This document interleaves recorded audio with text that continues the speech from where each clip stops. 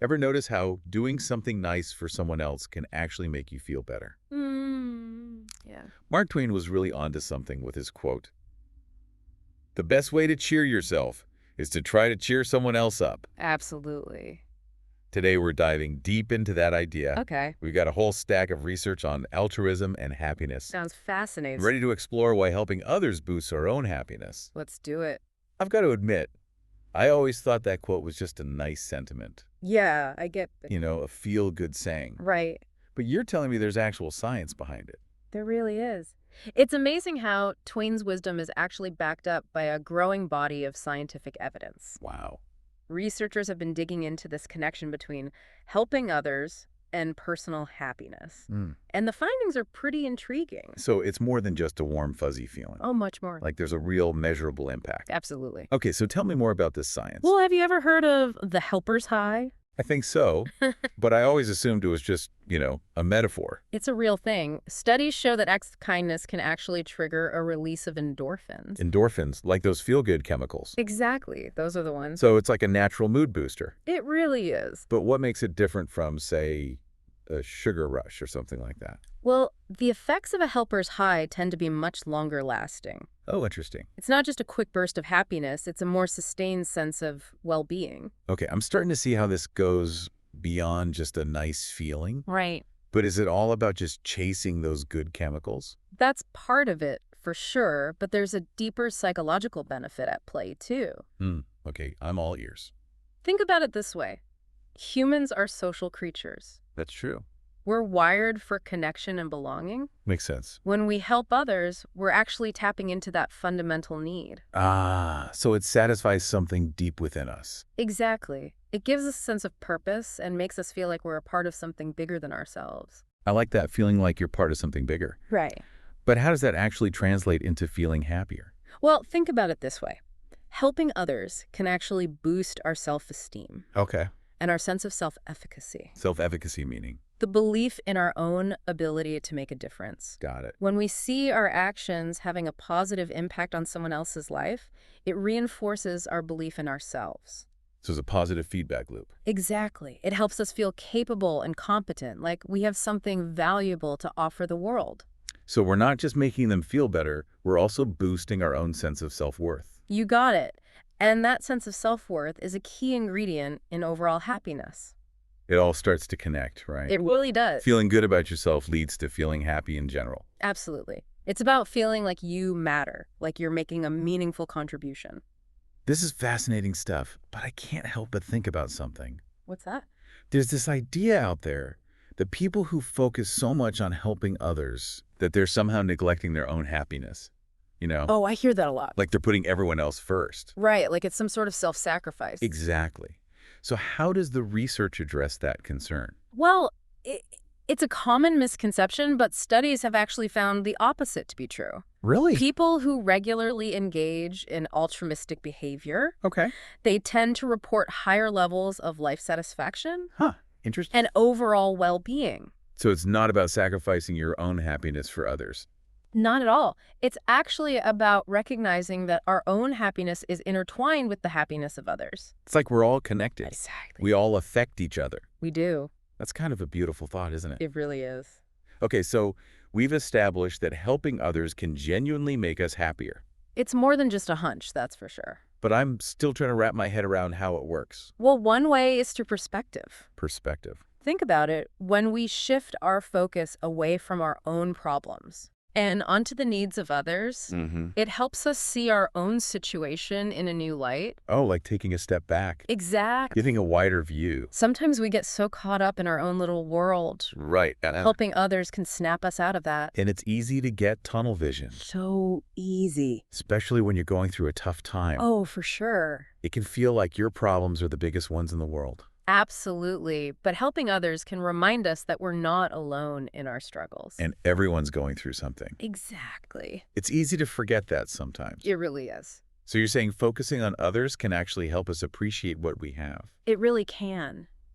It shifts our perspective from a scarcity mindset. Scarcity. That feeling of always wanting more Ah, to a mindset of abundance. abundance. Focusing on what we're giving rather than what we're lacking. I see. that can have a profound impact on our overall sense of contentment and well-being. It's like flipping the script, isn't it? Exactly. It's about changing our focus. Instead of always wanting more, Yeah, we start appreciating what we already have. precisely. It's a powerful shift. It's like taking the focus off of ourselves and putting it on something bigger than us. Absolutely. And that shift in perspective can be incredibly liberating. Liberating how? It helps us break free from that cycle of constantly striving for more. Ah, that constant need for more, more, more. Exactly. I know that feeling well. Instead, we start to find joy in what we already have That's a good feeling. and in what we're able to contribute to the world. Wow.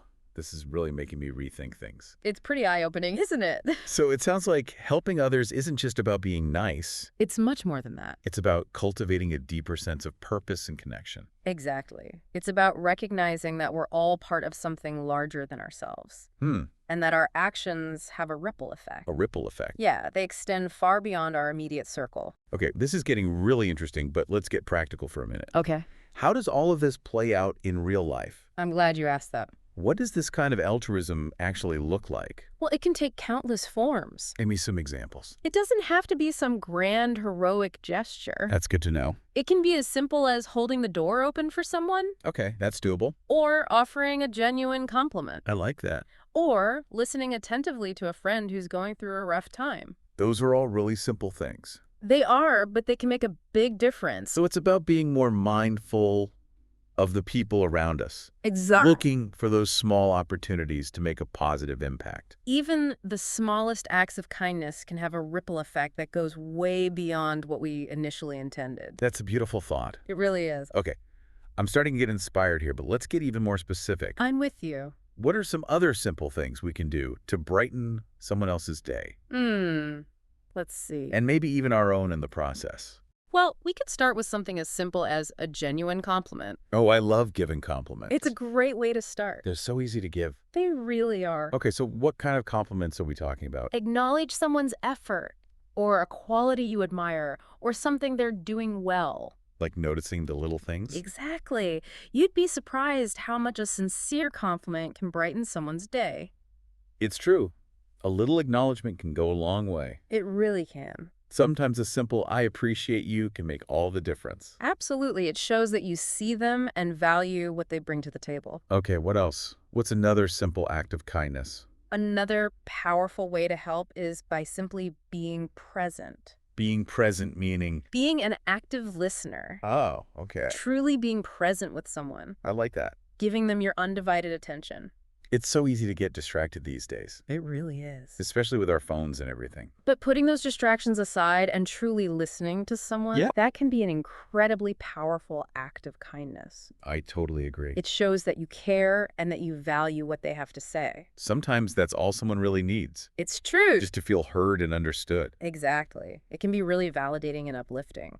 Okay, so we've got compliments, we've got active listening. What else can we add to our kindness toolkit? What about humor? Oh, laughter is a fantastic one. Never underestimate the power of a good laugh. I love to laugh. Me too. It's so good for the soul. So how do we use humor to spread kindness?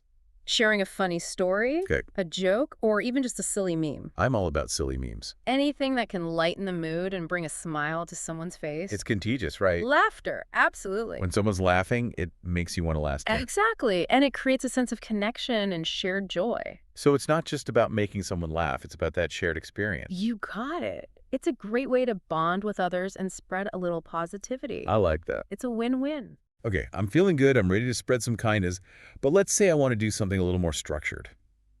I like where your head's at. Something that really makes a tangible difference. Well, in that case, consider volunteering your time. Volunteering, that's a good one. It is. Giving back to your community, Okay, whether it's at a local shelter, food bank, or a community event. there are so many options. There really are. And it's an incredibly rewarding way to spread joy and connect with others. I've always wanted to volunteer more. It's a great way to make a difference. I just get so busy sometimes. I understand, but even a small amount of time can make a big impact. That's good to know. And often, the volunteers themselves end up feeling just as fulfilled as those they're helping. It's like that saying, you get what you give. Exactly. It's a beautiful cycle of giving and receiving. And it all comes back to Mark Twain's wisdom. Full circle. By cheering others up, we ultimately end up cheering ourselves up as well. It's a beautiful paradox, isn't it? It really is. And it speaks to the interconnected nature of our happiness. So it's like this virtuous cycle. I love that way of putting it. Kindness breeds more kindness, It ripples outward, touching everyone it encounters. and everyone benefits. Exactly. And it all starts with those seemingly small, individual acts of kindness. Okay, but hold on a second. I'm feeling a little overwhelmed. Overwhelmed. How so? We've covered so much I ground, know, right? It's a lot to take in. and it feels like we've only just scratched the surface. We've only just begun to explore the depths of Twain's wisdom. There's so much more to uncover. Absolutely. This deep dive is far from over.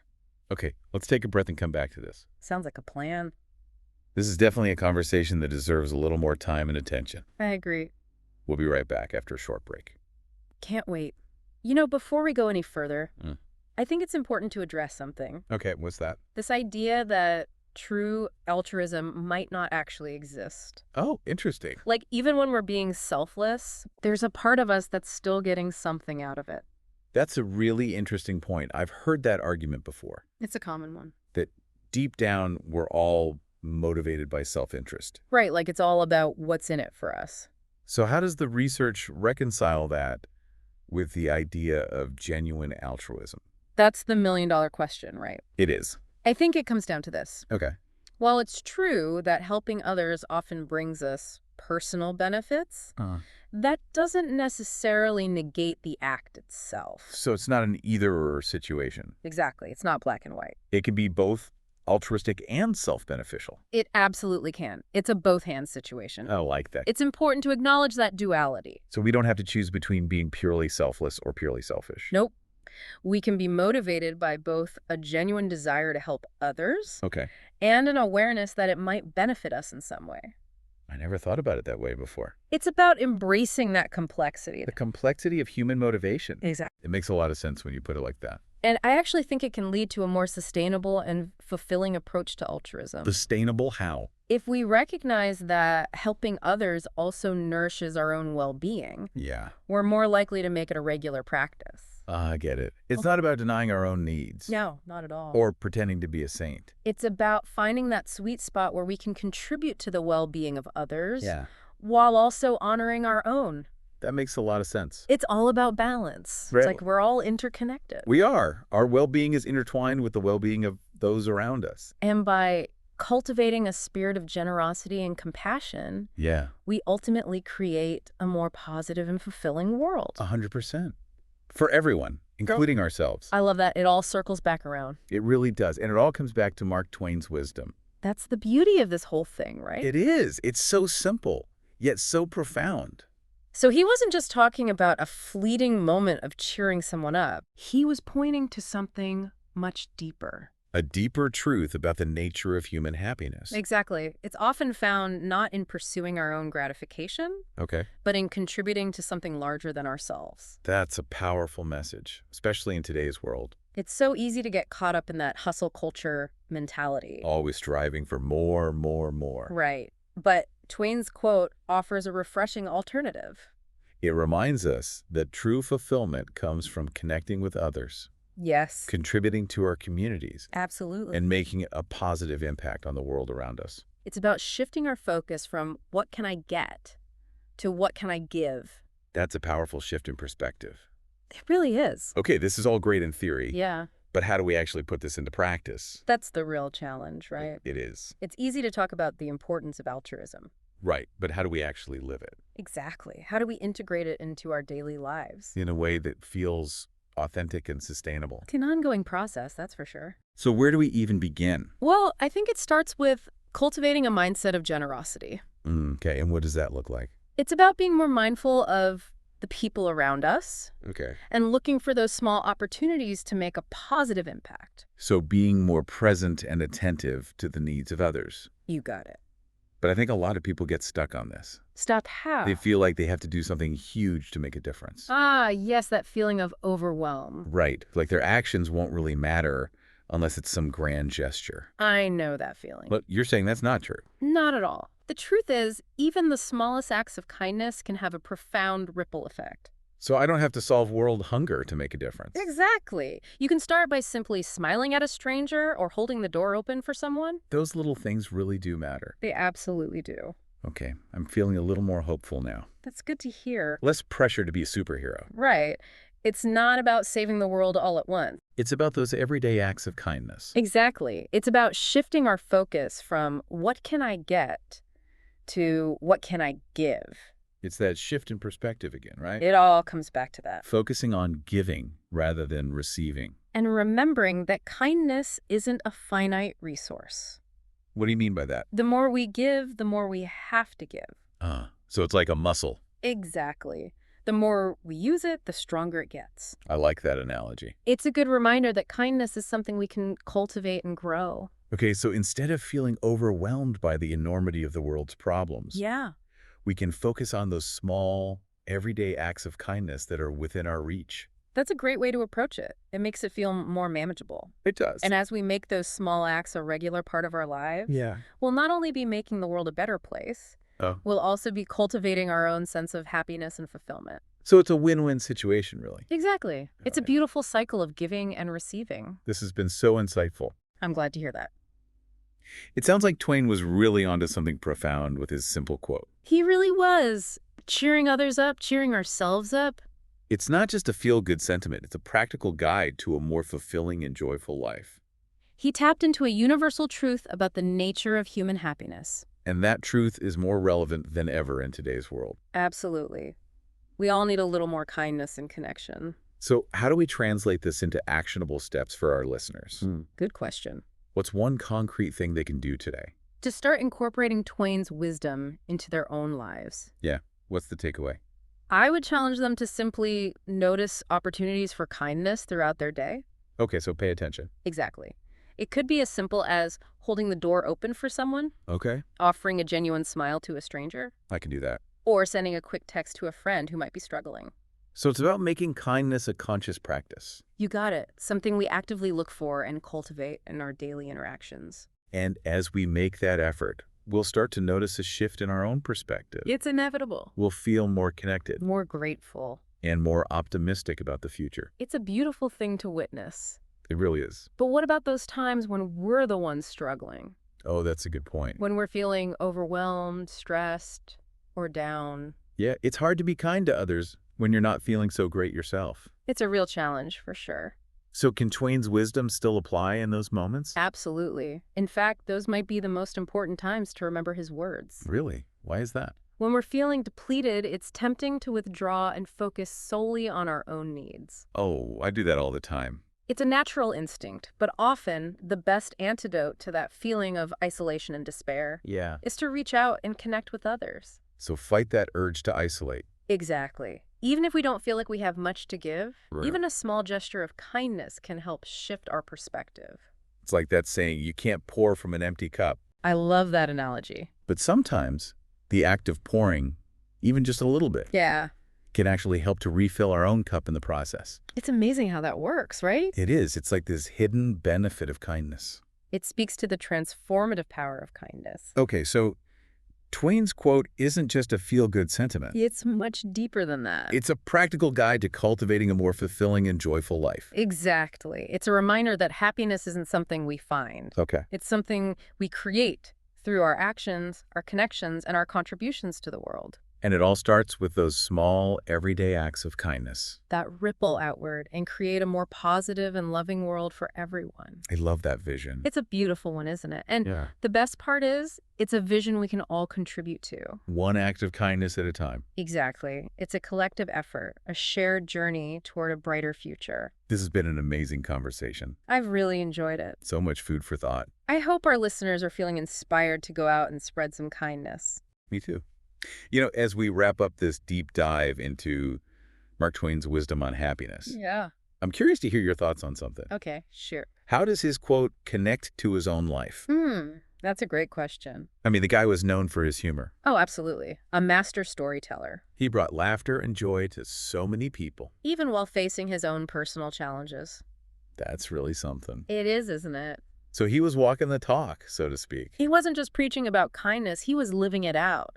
through his humor and storytelling. Exactly. He used his gifts to lift others up. That's a powerful example for all of us, I think. It's a good reminder that we don't have to wait until we have it all figured out. Right, we don't have to be perfect. To start spreading kindness, We can use what we have our unique talents and gifts. to brighten the lives of others, no matter what we're going through ourselves. That's a beautiful thought. It's like we can all be everyday cheerleaders, I love that everyday cheerleader. using our strengths and passions to lift others up. It doesn't have to be anything grand or extraordinary. It can be the little things. Exactly. Like sharing a funny anecdote with a coworker, Okay. offering a helping hand to a neighbor, Yeah, or simply taking the time to truly listen to a friend who's having a tough time. just being there for someone.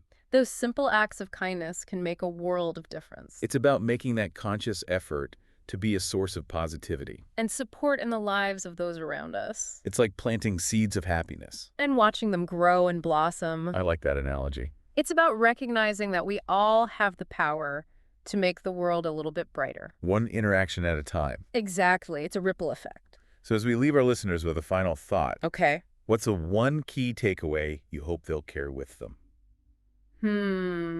That's a tough one. But I'd say this. Okay. The next time you're feeling down or disconnected, Yeah. remember Mark Twain's wisdom The best way to cheer yourself up? is to try to cheer someone else up. Look for an opportunity to brighten someone else's day. Even in a small way. You might be amazed by how good it makes you feel. It's like a secret formula for happiness. It really is. And you know what? Right. You might even discover that Twain was right all along. That the best way to cheer yourself up, really, is to try to cheer someone else up. It's a beautiful truth, and it's something we can all experience for ourselves. Thanks for joining us on this deep dive into Mark Twain's wisdom on happiness. It's been a pleasure. We hope you found it insightful and inspiring. Until next time. Keep spreading that cheer.